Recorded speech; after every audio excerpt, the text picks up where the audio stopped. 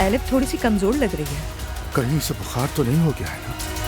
अगर आप चाहें तो मैं भी आ सकता हूँ। अगर किसी चीज की जरूरत है तो मैं भिजवा देता हूँ। हेलो, आ रहा है। अभी नाराज हो मुझसे। बच्चे की पैदाइश तक मैं तुम्हारे साथ हूँ, उसके बाद मैं सोचूंगा कि क्या करना है। मैं तुम्हें रोकूंगी नहीं, बहुत जल्द इस घर से निकालूंगी तुम्हें। असलान, दुआ, दुआ कैसी हो? कल शारिक से बात करके मसला हल कर लिया था मैंने। असलान, नूर के करीब जाने की कोशिश करो। दूर के करीब? नूर से निजात चाहिए मुझे।